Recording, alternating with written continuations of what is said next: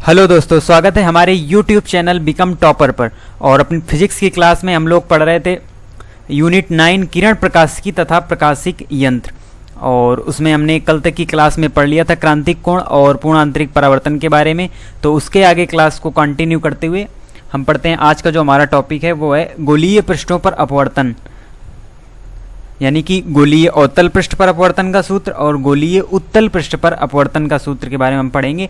और ये काफ़ी इंपॉर्टेंट टॉपिक है। इससे रिलेटेड जो डेरिवेशन है वो काफ़ी बार बोर्ड परीक्षा में पूछा भी गया है और काफ़ी इंपॉर्टेंट है, तो उसको पहले देखेंगे, फिर आगे हम पढ़ेंगे लेंस के बारे में। तो चलिए स्टार्ट करते हैं आज की क्लास। और सबसे पहले देखते हैं अवतल पृष्ठ पर अपवर्तन का सूत्र। और ये फिगर आपके सामने बना हुआ है, तो इसी के माध्यम से हम आपको जो डेरिवेशन है वो समझाएंगे। तो ये है गोलीय अवतल पृष्ठ, जिससे हम उस फार्मूले का डेरिवेशन करेंगे जो कि रिलेटेड होगा गोलीय अवतल पृष्ठ पर अपवर्तन का सूत्र होगा। तो सबसे पहले हम देखेंगे तो इसमें दो माध्यम होते हैं और ये पृष्ठ दोनों माध्यमों को आपस में अलग करता है। तो इधर माध्यम है N1 यानी कि विरल माध्यम, और इस तरफ है पृष्ठ के N2 सघन माध्यम। इतना हो गया। और ये पृष्ठ है तो यहाँ पर होगा ध्रुव P और यहाँ पर होगा इसका प्रकाशिक केंद्र यानी कि C, और PC ही इसका मुख्य अक्ष होगा। और मुख्य अक्ष पर ही एक वस्तु रखी हुई है, यहाँ पर O वस्तु यहाँ पर रखी हुई है PC मुख्य अक्ष पर। और यहाँ से एक प्रकाश किरण बिंदु A पर आपतित होती है, यानी कि ये जो OA प्रकाश किरण है ये बिंदु A पर आपतित होती है। और ये जब बिंदु A पर यहाँ पर गिरती है तो अपवर्तन के नियम से इस जगह से ये अपवर्तित हो जाती है और बिंदु B की ओर चली जाती है। ये है यहाँ पर बिंदु B। और एक और जो किरण है यानी कि OP, ये सीधा अभिलंबवत आगे निकल जाती है मुख्य अक्ष के साथ ही। दोनों किरणें यानी कि AB किरण और OP किरण, इनको जब हम पीछे बढ़ाते हैं तो ये एक बिंदु I पर आपस में मिलती हैं। ये जो AB किरण है यहाँ पर, इसको जब हम पीछे बढ़ाएंगे तो ये बिंदु I तक आएगी, और ये जो OP प्रकाश किरण है इसको पीछे बढ़ाएंगे तो ये I पर दोनों किरणें आपस में मिलती हैं। और यही होता है बिंदु O का आभासी प्रतिबिंब, यानी कि जो I है यही O का आभासी प्रतिबिंब यहाँ पर बनता है। तो इतनी हो गई। और यहाँ पर ये जो लंब खींचते हैं हम, इसको मान लेते हैं हम M लंब खींचा गया है, जिसको हम H ऊंचाई मान लेते हैं। अब चलिए आगे देखते हैं। तो इधर माध्यम है विरल और इस तरफ माध्यम है सघन। अब हम कोण मान लेते हैं। तो आपतन कोण हमारा क्या है? आपतन कोण है I, और इधर जो कोण है वो है R। जो अपवर्तन कोण है वो है R और आपतन कोण है I। अब हम यहाँ पर जो कोण है वो मान लेते हैं अल्फा, बीटा और गामा। और अब चिन्ह परिपाटी से जो दूरियां हैं वो भी हम लिख लेते हैं। तो दूरियां कहाँ से नापी जाती हैं? तो दूरियां हमेशा ध्रुव से नापी जाती हैं, यानी यहाँ पर P ध्रुव है तो इधर से ही दूरियां मापी जाएंगी। और जो दूरियां मुख्य अक्ष की दिशा में नापी जाती हैं वो हमेशा पॉजिटिव होती हैं, प्लस होती हैं, धनात्मक होती हैं। और जो मुख्य अक्ष के विपरीत दिशा में मापी जाती हैं वो हमेशा ऋणात्मक होती हैं, निगेटिव होती हैं। तो यहाँ पर जो सभी दूरियां होंगी वो मुख्य अक्ष के विपरीत ही मापी जाएंगी, यानी जो ये P से C तक की दूरी होगी ये होगी वक्रता त्रिज्या R। ये दूरी होगी P से C तक की, और ये भी माइनस में होगी। यहाँ पर हम केवल R लिखेंगे, बाकी इसको मानेंगे हम माइनस में ही। और जो P से I तक की दूरी होगी, प्रतिबिंब तक की दूरी, वो होगी V। P से I तक की दूरी होगी V, और P से O तक की दूरी होगी U। ये सभी दूरियां ऋणात्मक होंगी। अभी जब इनका मान लिखेंगे तो हम हमेशा ऋणात्मक ही लिखेंगे, क्योंकि ये सभी मुख्य अक्ष की विपरीत दिशा में मापी जा रही हैं। तो यहाँ पर सभी कोण हमने इंडिकेट कर दिए और सभी दूरियों को प्रदर्शित कर दिया चित्र में। अब इसमें हमको क्या निकालना है? तो इसमें हमको चाहिए क्योंकि अपवर्तन का सूत्र निकालना है तो यहाँ पर स्नेल का नियम लगाना पड़ेगा। तो हमको I और R की ज़रूरत पड़ेगी। तो यहाँ से हम I और R कोण प्राप्त करेंगे। तो सबसे पहले हम देखते हैं त्रिभुज ओ सी ए में, यानी कि ओ ए सी में। देखिएगा, सबसे पहले हम देखेंगे त्रिभुज ओ ए सी में। ये है त्रिभुज ओ ए और सी। तो इसमें क्या है, तो इसमें एक ट्रायंगल वाली प्रॉपर्टी है, वो यहाँ पर लगेगी कि दो अंतःकोणों का योग उसके बाह्य कोण के बराबर होता है। तो ये जो त्रिभुज है, यानी कि जो ट्रायंगल है ओ ए सी, इसके जो अंतःकोण है वो हैं अल्फा और आई। अल्फा आई इसके अंतःकोण है और बाह्य कोण है गामा। तो अंतःकोणों का योग यानी कि अल्फा और आई का जो योग होगा वो गामा के बराबर होगा, वो गामा के बराबर होगा। तो यहाँ से आई का मान निकाल लेंगे, तो यहाँ से आ जाएगा आई बराबर गामा माइनस अल्फा। इतना मान हमको यहाँ से प्राप्त हो गया। अब देखेंगे दूसरे त्रिभुज में, दूसरा त्रिभुज कौन सा है हमारा, तो अब हम त्रिभुज लेंगे त्रिभुज आई ए सी। अब हम लेंगे त्रिभुज कौन सा, आई ए सी। और यहाँ पर हमारे जो अंतःकोण है वो हैं बीटा और आई, यानी कि बीटा और आर यहाँ पर होंगे, और जो बाह्य कोण होगा वो हमारा पिछली बार की तरह ही गामा होगा। ये जो पूरा कोण है वो यहाँ पर है आई, ये जो पूरा कोण है ये है आई, लेकिन यहाँ पर आप देख रहे होंगे ये आर कोण है, तो ये जो कोण होगा ये भी आर होगा, क्योंकि ये शीर्षाभिमुख कोण है, आपस में शीर्षाभिमुख त्रिभुज हैं, इसीलिए इनके जो कोण होंगे आपस में बराबर होंगे। तो यहाँ पर हम क्या लेंगे, तो त्रिभुज आई ए सी में जो हमको मिलेगा वो होगा बीटा प्लस आर बराबर गामा के। लेकिन यहाँ से भी हमको आर का मान चाहिए, तो आर बराबर गामा माइनस बीटा। इनको ब्रैकेट बंद कर लेंगे और यहाँ भी ब्रैकेट लगा देंगे, तो हमको आई और आर का मान यहाँ पर ज्ञात हो गया। अब हम क्या करेंगे, अब हम लगाएंगे स्नेल का नियम। स्नेल का नियम लगाएंगे। इसको समीकरण 1 मान लेते हैं, इसको समीकरण 2 मान लेते हैं। यहाँ पर हम लगाते हैं स्नेल का नियम। तो क्या होता है स्नेल का नियम, sine I upon sine R बराबर N2 अपान N1, N2 अपान N1, ये होता है स्नेल का नियम। अब इसी में हमको मान रखना है। अभी हमको यहाँ पर मान नहीं रखना है साइन आई की जगह आई का। पहले हम देखेंगे एक शर्त कि गोलीय पृष्ठ का जो व्यास है, आप देख रहे हैं गोलीय पृष्ठ का ये जो व्यास है ये बहुत छोटा है, तो जो बिंदु ए है वो पी के समीप होगा। बिंदु ए जो है वो ध्रुव पी के समीप होगा, तब ये जो कोण होंगे आई और आर, ये कोण बहुत ही छोटे होंगे, ये कोण बहुत छोटे होंगे। तो हम यहाँ पर मान लेंगे साइन आई की जगह केवल आई और साइन आर की जगह केवल आर मान लेंगे, क्योंकि ये कोण काफ़ी छोटे होंगे। जब ये आई और आर रेडियन में नापे जाएंगे तो साइन आई बराबर आई हो जाएगा और साइन आर बराबर केवल आर हम ले लेंगे। तो यहाँ से हमारा क्या बन गया, एक समीकरण। तो अब हम मल्टीप्लाई कर देंगे, क्रॉस मल्टीप्लाई, तो N1 आई केवल बचा, साइन हमारा हट गया, और यहाँ से N2 आर। अब हम ऊपर से आई और आर के मान यहाँ पर पुट कर देंगे, तो रखते हैं। तो आई का मान क्या है ऊपर, आई का मान है गामा माइनस अल्फ़ा बराबर N2, यहाँ पर क्या होगा, यहाँ पर होगा गामा माइनस बीटा।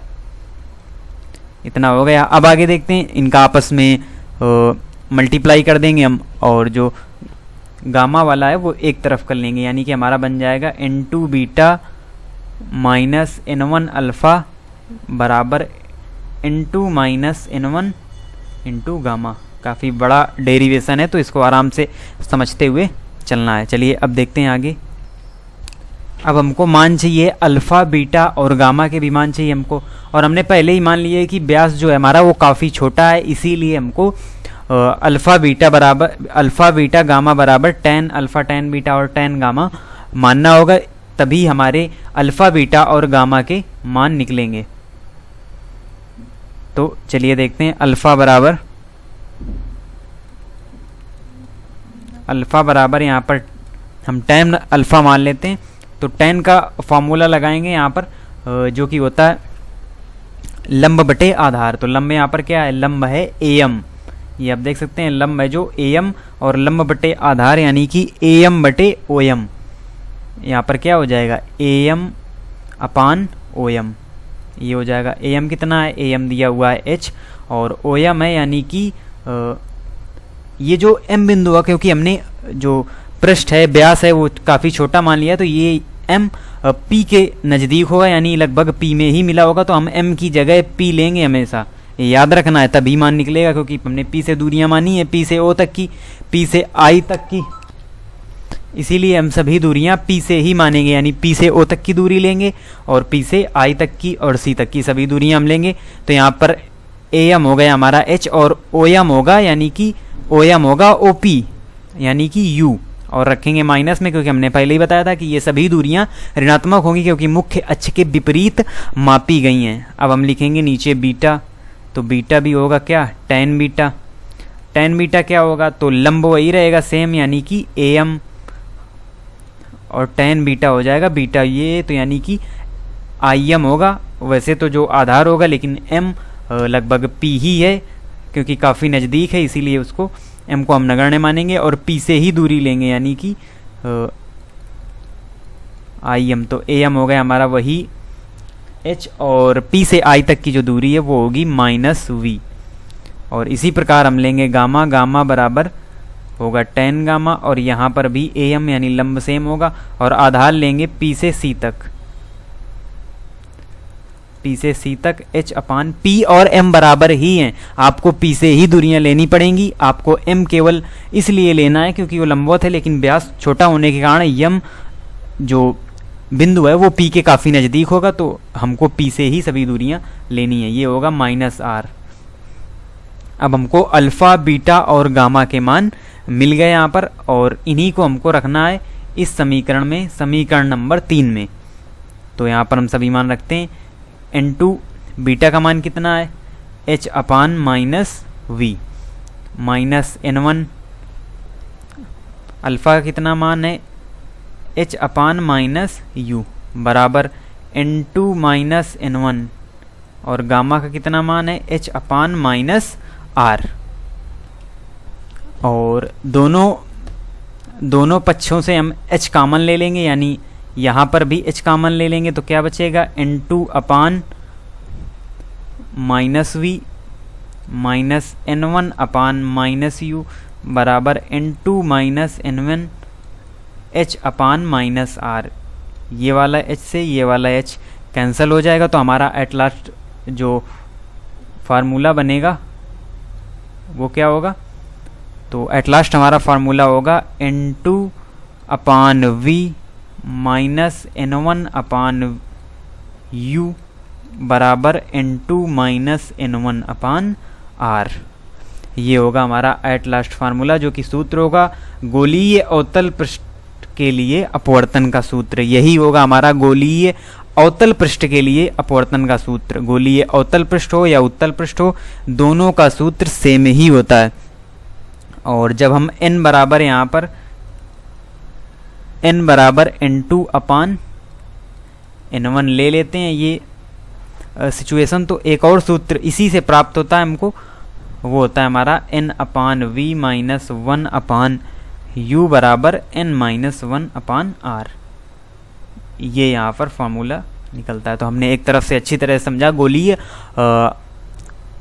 गोलीय अवतल पृष्ठ के लिए जो अपवर्तन का सूत्र है उसको, काफ़ी बड़ा डेरिवेशन है, आपको स्टेप वाइज स्टेप इसी तरह से करना है, और इससे रिलेटेड जो नोट्स होंगे वो आपको टेलीग्राम चैनल पे मिल जाएंगे, तो वहाँ से आप देख सकते हैं। यहाँ पर सिर्फ आपको समझना था, फिगर के माध्यम से आप अच्छी तरह समझ गए होंगे। अब हम देखते हैं गोलीय उत्तल पृष्ठ में अपवर्तन का सूत्र, वो भी सेम होगा, सूत्र भी सेम है और तरीका भी सेम है, लेकिन थोड़ा सा आपको ध्यान रखना है, थोड़ा सा साइन का ध्यान रखना है कि कब प्लस कब माइनस होगा, और थोड़ा सा उसको किस तरह से करेंगे। तो चलिए देखते हैं।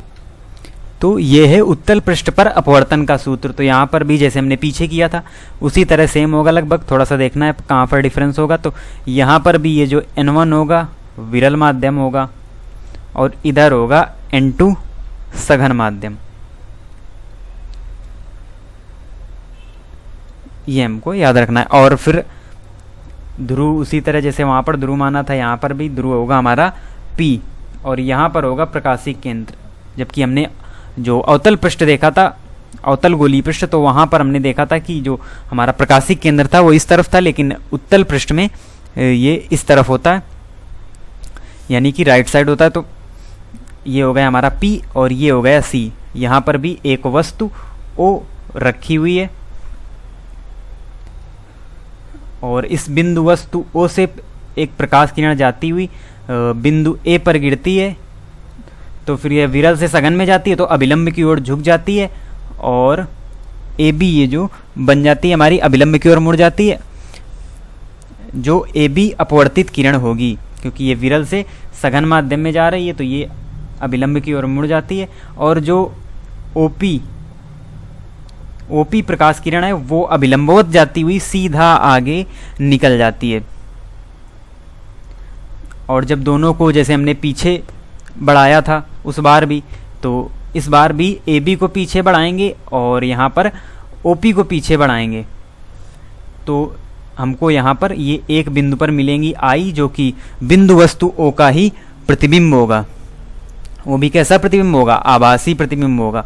और यहाँ पर भी हमको कोण लेने हैं, तो सबसे पहले हम मानेंगे यहाँ पर क्या?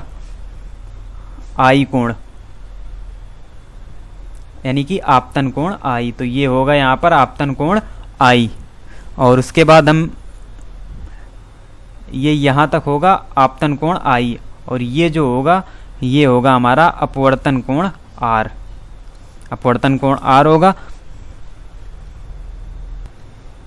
और इधर ये कोण भी हमारा होगा R। ये R होगा तभी इधर R हुआ है, क्योंकि आपस में शीर्षाभिमुख कोण बन रहे हैं, इसीलिए दोनों का मान R एक समान आया हुआ है। अब हम मान लेंगे अपने अल्फा बीटा, तो हम इसको अल्फा मानेंगे, जो कि हमारा वस्तु के पास होगा, वस्तु जो O है उसके पास होगा अल्फा, फिर ये प्रतिबिंब वाला होगा बीटा और इधर होगा हमारा गामा, जैसा कि हमने पीछे वाले फिगर में माना था। अब हम दूरियां यहाँ पर लिखेंगे और इसको जो ये लंब खींचा गया इसको मान लेंगे m और ये ऊंचाई हो जाएगी h। आपने देखा होगा अवतल पृष्ठ में ऊंचाई इस तरफ थी, यानी कि h इस तरफ था। अब यहाँ पर दूरी नापेंगे। हमने आपको पीछे बताया था चिन्ह परिपाटी का क्या नियम होता है कि जो दूरियां मुख्य अक्ष, ये मुख्य अक्ष है PC, मुख्य अक्ष के साथ में नापी जाती हैं, उसी दिशा में नापी जाती हैं, तो वो होती हैं धनात्मक यानी कि पॉजिटिव, और जो विपरीत दिशा में मापी जाती हैं वो होती हैं ऋणात्मक यानी कि निगेटिव। तो यहाँ से जो P से C तक की दूरी होगी R, वो यहाँ पर होगी पॉजिटिव। अभी जब हम आगे मान रखेंगे तब हम इसका मान पॉजिटिव रखेंगे R का, और P से U तक की जो दूरी होगी वस्तु तक की वो ऋणात्मक ही होगी, क्योंकि ये मुख्य अक्ष के विपरीत दिशा में मापी जा रही है, और I तक जो दूरी होगी वो होगी V, और ये भी ऋणात्मक ही ली जाएगी। तो इतना आपको याद रखना है। अब चलिए आगे सॉल्व करते हैं जैसे हमने पीछे किया था। तो सबसे पहले हमको यहाँ पर भी स्नेल का नियम लगाना है, तो हमको I और R चाहिए यहाँ पर। तो हम I के लिए सबसे पहले कोण देखेंगे, कोण OCA में, यानी दोनों तरफ हमको लेना पड़ेगा। ये है कोण OCA। कोण OCA में हम देखेंगे कि जो I बराबर यानी कि जो आपतन कोण होगा वो होगा अल्फा प्लस गामा। वही वाले जो पहले हम त्रिभुज कौन सा ले रहे हैं, OCA, त्रिभुज OCA में। और जैसे हमने पीछे किया था वही ट्राइंगल वाली प्रॉपर्टी, यानी कि दो अंता कोणों का मान बाह्य कोण के बराबर होता है, बाह्य कोण के बराबर होता है।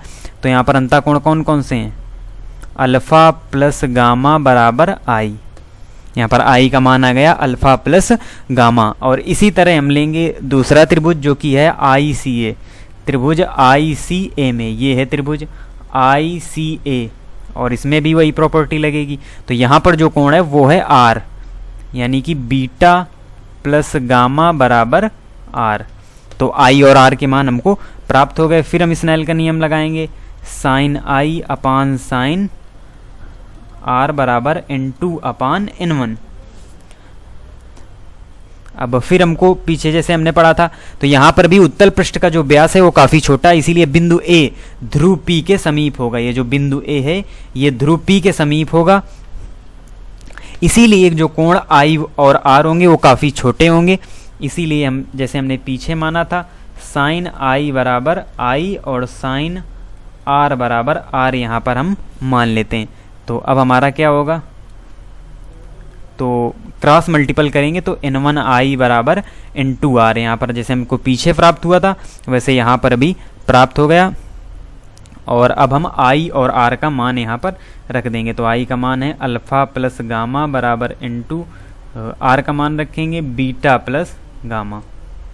इतना यहाँ पर हम कर लेंगे और यहाँ पर हम अंदर जब मल्टीप्लाई कर देंगे तो अंदर मल्टीप्लाई करने पर हमको प्राप्त होगा n2 beta plus n1 alpha बराबर n2 माइनस n1 गामा। और अब हमको मान चाहिए अल्फ़ा बीटा गामा के, तो जैसे हमने पीछे वाले में किया था। तो पृष्ठ का व्यास चूंकि काफ़ी छोटा माना गया था, कोण अल्फ़ा बीटा भी छोटे होंगे और ए एम के काफ़ी समीप होगा, यानी कि ए और एम लगभग बराबर ही हो जाएंगे और ध्रुव पी के समीप होगा एम। तब हमको ये सभी फिर हमको tan बनाना पड़ेगा, यानी कि अल्फ़ा बराबर tan अल्फ़ा बराबर यहाँ पर हम लेंगे ए एम अपान ओ एम, जैसा कि हमने पीछे लिया था, लेकिन यहाँ पर अलग होगा। ए एम जो होगा वो हमेशा एच ही रहता है, जैसा पिछले सवाल में था, यानी कि पिछले डेरिवेशन में था। और ओ एम हम लेंगे यहाँ पर ओ पी, ओ एम का मतलब है ओ पी लेंगे, क्योंकि एम पी के काफ़ी नज़दीक है, क्योंकि व्यास काफ़ी छोटा है। तो ओ एम होगा ओ पी हमारा, यानी कि माइनस यू, और फी हो जाएगा बीटा, बीटा होगा हमारा tan बीटा बराबर A M upon I M. I M का मतलब आई पी लेंगे हम, तो ऊपर एच नीचे माइनस का वी। अब आएगा गामा, यानी कि tan गामा, ये भी होगा A M upon C M. C M का मतलब सी पी ही हम यहाँ पर लेंगे। और यहाँ पर आपको याद रखना है, इसी जगह थोड़ा सा डिफरेंट है पीछे वाले डेरिवेशन से और इस वाले डेरिवेशन में। तो ऊपर हो जाएगा h और नीचे हो जाएगा यहाँ पर r, लेकिन वहाँ पर था r निगेटिव, यहाँ पर होगा पॉजिटिव, क्योंकि ये जो दूरी है ये मापी गई है मुख्य अक्ष की दिशा में, इसीलिए ये होगी पॉजिटिव प्लस। तो यही आपको याद रखना है, यही यहाँ पर डिफरेंस है। अंत में वो सेम सूत्र ही बन जाता है, लेकिन यहाँ पर आपको याद रखना है, तभी आगे ये सूत्र आ पाएगा। तो अब अल्फ़ा बीटा के जो मान है यही रखेंगे, समीकरण नंबर 1 मान लेते हैं, क्योंकि हमने पीछे माना नहीं है कोई समीकरण। तो अब इसी में मान रख देते हैं, तो माइनस n2, इस वाले में नहीं, सॉरी नीचे वाले में रखते हैं, नीचे वाले समीकरण 1 में रखते हैं। बीटा का मान क्या आया हमारा h upon minus V, plus n1, alpha का मान क्या आया h अपान माइनस यू बराबर n2 माइनस n1, और गामा का मान आया है h अपान प्लस का r। अब इसको आगे सॉल्व करते हैं,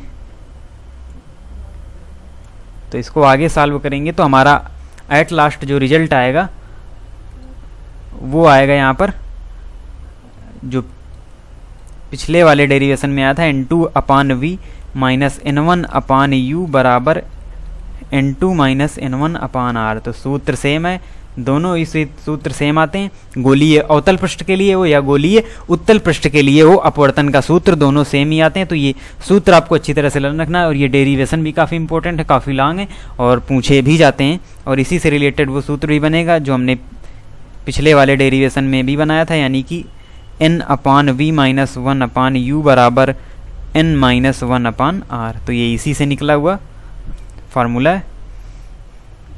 तो ये टॉपिक हमारा फिनिश होता है, जो कि अपवर्तन का सूत्र निकालना था गोलीय पृष्ठों से। अब हम आगे पढ़ते हैं लेंस के बारे में। और दर्पण के बारे में हमको पढ़ना नहीं, क्योंकि वो टॉपिक हटा दिया गया है, नहीं तो शुरुआत में ही हमको पढ़ना पड़ता चैप्टर के, लेकिन 30% जब कम किया गया है तो दर्पण यहाँ से हटा दिया गया है। अब केवल बचा यहाँ पर लेंस। तो हम देखेंगे लेंस क्या होता है। तो ऐसा समांग पारदर्शी माध्यम जो दो वक्र पृष्ठों अथवा एक वक्र पृष्ठ व एक समतल से घिरा होता है लेंस कहलाता है। वक्र पृष्ठ गोलीय, बेलनाकार अथवा परवलयाकार भी हो सकते हैं, यानी कि वो जो वक्र पृष्ठ हो सकता है वो गोलीय भी हो सकता है, बेलनाकार भी हो सकता है, परवलयाकार भी हो सकता है। और लेंस होते हैं 2 प्रकार के। तो सबसे पहले उत्तल लेंस 2 प्रकार के होते हैं, यानी कि उत्तल लेंस और अवतल लेंस। और इनको आपस में मिलाकर और समतल के साथ मिलाकर इनके कई रूप भी बनते हैं, यानी कई प्रकार भी होते हैं, लेकिन जो मुख्यतः 2 रूप के यानी कि 2 प्रकार के ही लेंस होते हैं, उत्तल लेंस और अवतल लेंस। उत्तल लेंस को हम लोग कहते हैं कॉन्वेक्स लेंस।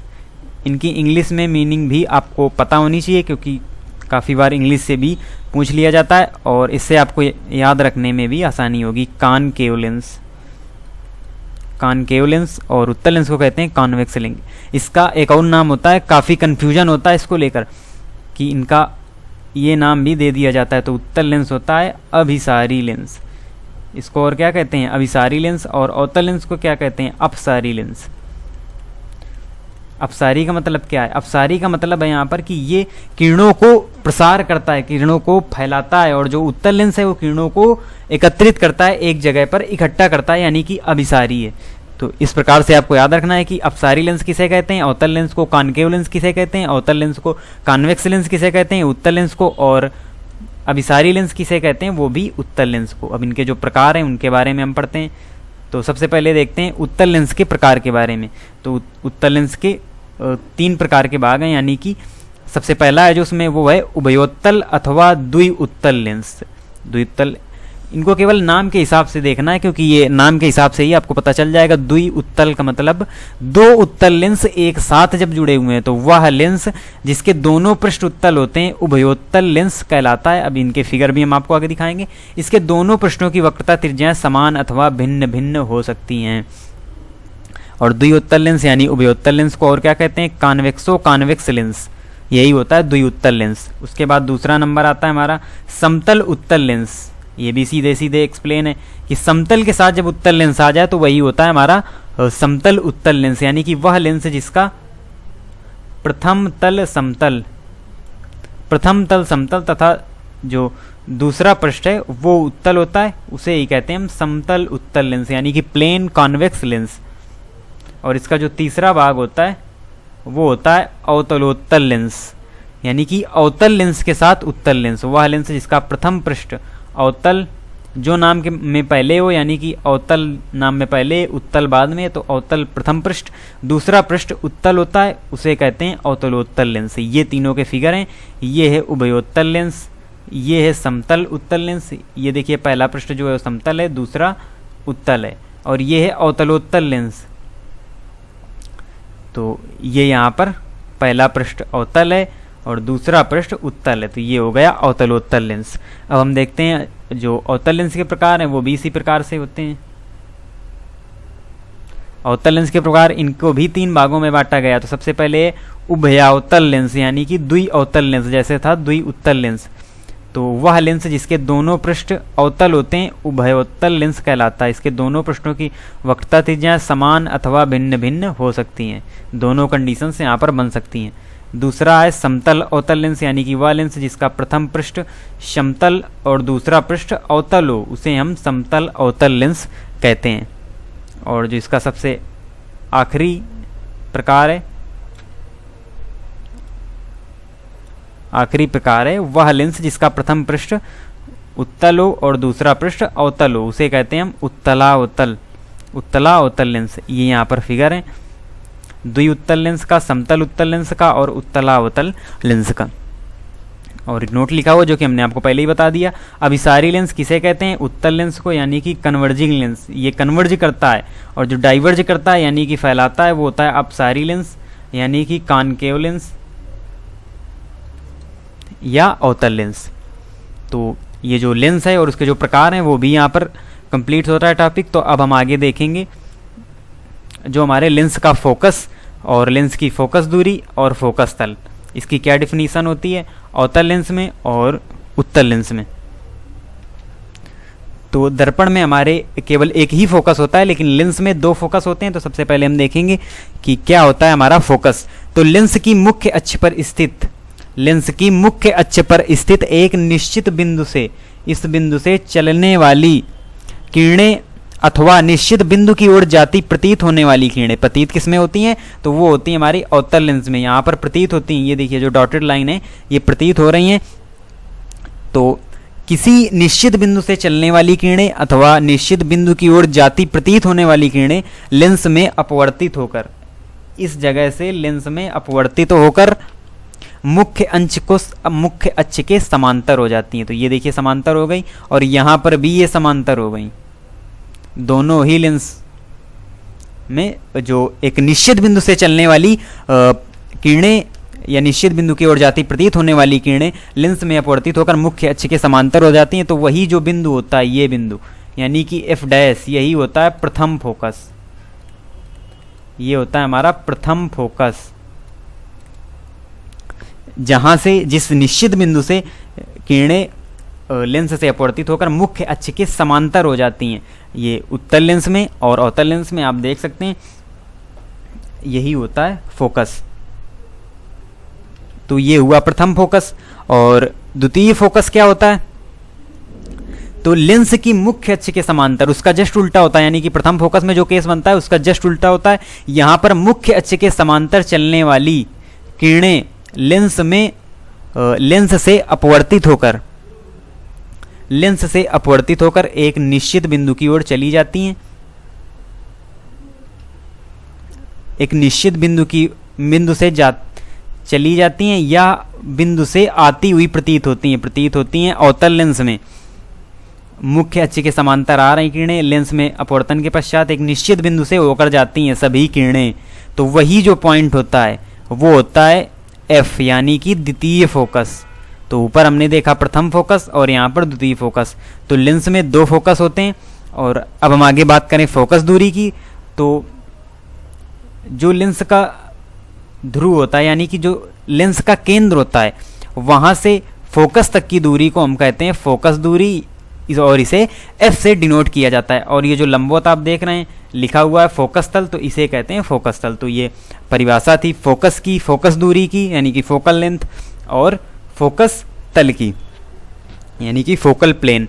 तो हमने आज के टॉपिक में पढ़ा, यानी कि आज के लेक्चर में हमने पढ़ा जो हमारी गोलीय अवतल पृष्ठ पर अपवर्तन का सूत्र, गोलीय उत्तल पृष्ठ पर अपवर्तन का सूत्र, और हमने लेंस के बारे में पढ़ा, लेंस के प्रकार पढ़े, और लेंस से रिलेटेड कुछ परिभाषाएं थी, यानी कि फोकस दूरी और फोकस तल, उनके बारे में भी अच्छे से पढ़ा। तो आज की क्लास यहीं तक रखते हैं और अगली क्लास में हम लोग पढ़ेंगे लेंस मेकर सूत्र और उससे लेंस से रिलेटेड अन्य जो टॉपिक हैं उनके बारे में।